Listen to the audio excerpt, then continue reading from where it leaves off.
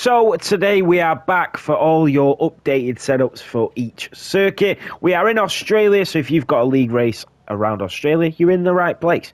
So let's get into it. For your dry setup, you want your aerodynamics. You want the front wing aero at 40 and the rear wing aero at 20. Transmission, you want 70% for the differential adjustment on throttle and 30% for the differential adjustment off throttle. Engine braking, you want at 100%.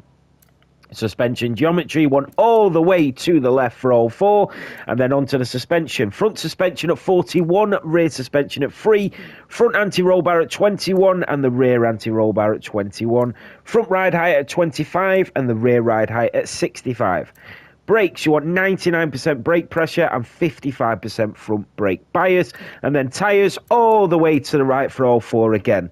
But the most important part, if you've got a wet race around Australia, you are in the right place. So let's load up the wet setup. So let's start off with the aerodynamics. You want the front wing aero at 32 and the rear wing aero at 22. Transmission, you want the differential adjustment on throttle at 25% and the differential adjustment off throttle at 50%. You want engine braking at 70 again. Suspension, you want front camber and rear camber, also front toe out all the way to the left, and then rear toe in you want at 0.20.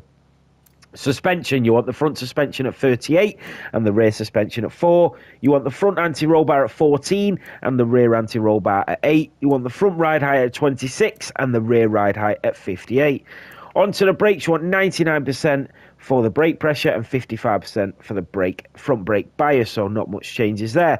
Onto the tyres. Now, you want the front right tyre pressure at 28 and the front left tyre pressure at 28.5. You want both the rears at 26.5. I hope this helps you win a race, especially a wet race around Australia. Make sure you check out the playlist for any other circuits with the updated F1 game, and also with any other wet or dry setups.